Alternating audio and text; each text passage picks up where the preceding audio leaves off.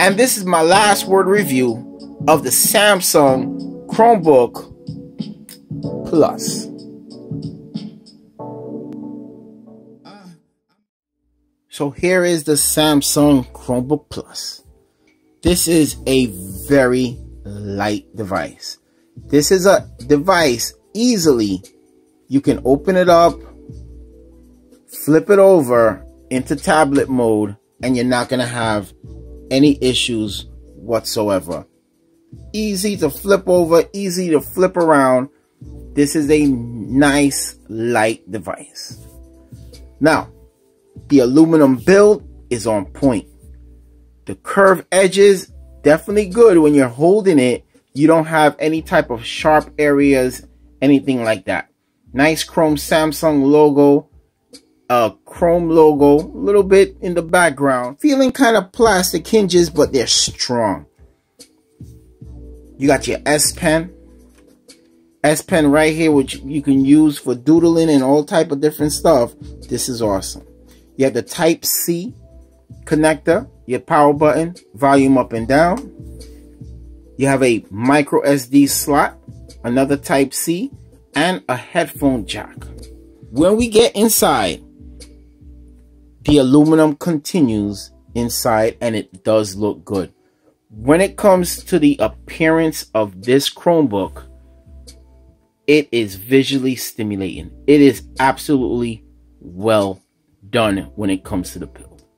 When it comes to the screen, you're getting a 2400 by 1600 display. This is a high-res quality screen. It gets bright enough. It surely looks good. This is an excellent, beautiful screen. I am truly impressed by the screen. When it comes to the keyboard feels good, feels nice and punchy. It's pretty quiet, it's not too loud. It feels good. It's a very good keyboard. Now, when it comes to the trackpad is too small. It's too small, but you'll be willing to deal with it if the button taps was correct, felt good, felt responsive. It doesn't. Sometimes you tap in, nothing happens, you have to press it down. And when you press it down, you feel that Samsung did not put enough emphasis into the trackpad. The trackpad is surely lacking. It is nowhere near one of the best that I've ever. It's close to one of the worst that I've ever used. The trackpad is not a good trackpad at all. Now, when it comes to using the screen and you're using it as a touch screen, you're not going to have no issues. It's very responsive. So the touch screen aspect is good. The trackpad is bad. When it comes to the processor, you're dealing with a ARM processor. And this ARM processor runs at 2 gigahertz, but it only has 1 megabyte of cache. Now, that's when you're running into some issues. So the processor is a bit slow. And then when you double it with only giving 1 megabyte of cache, it kind of disturbs the experience. You got 4 gigabytes of RAM, which is good. 32 gigs of onboard storage, which is good. But that 1 megabyte of cache is a problem. I only edit all my videos. My whole channel, every video is edited by a Chromebook. Chromebooks, Chromeboxes, all type of Chrome devices. This is the first time I ever had problems where I had to leave and jump to another device because the device couldn't handle the editing. I didn't even edit a complicated video and it had problems with only one tab open. This is a real issue. The 1 megabyte of cache is a problem. Alright, so here we have it at 50% volume, 75%, 100%.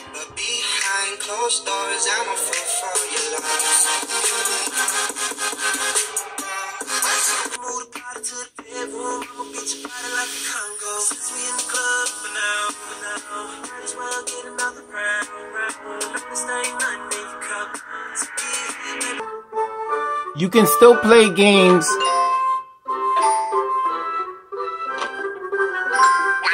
You can still play games on the Chrome Web Store. Let's take a look at the App Store. No issues at all handling simple games, even more tough games it can handle.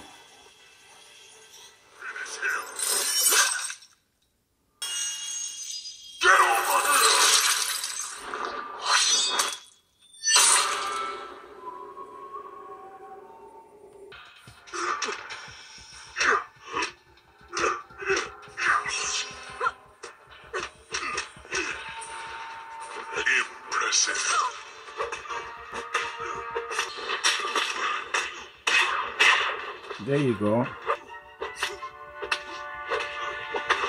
Look at that.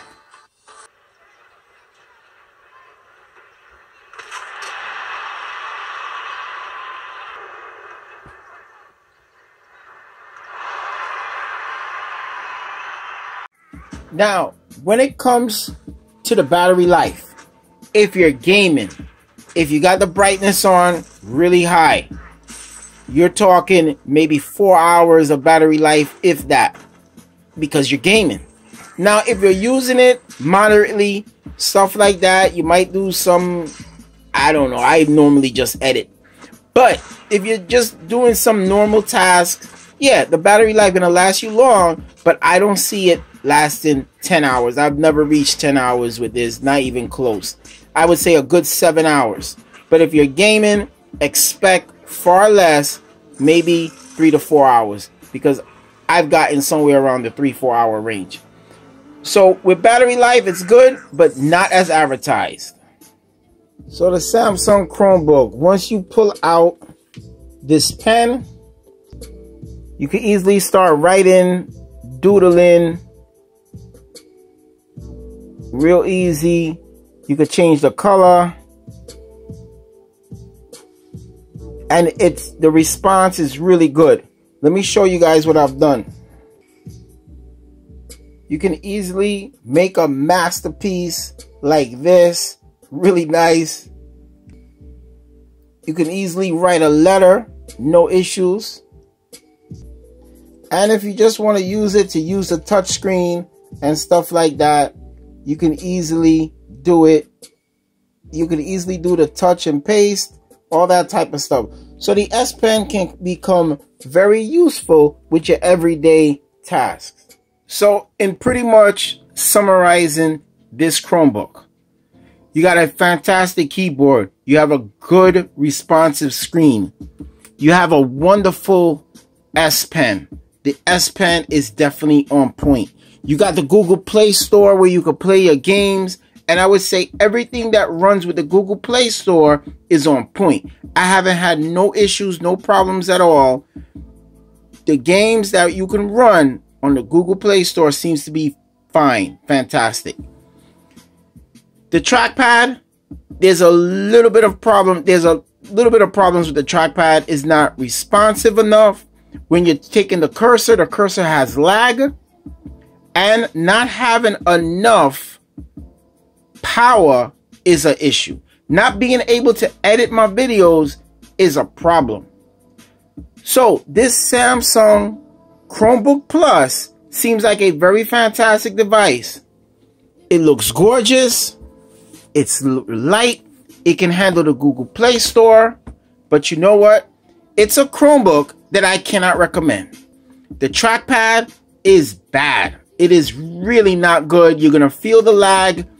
It's going to feel cheap. And I don't know if it can last the test of time. The processor is not enough power.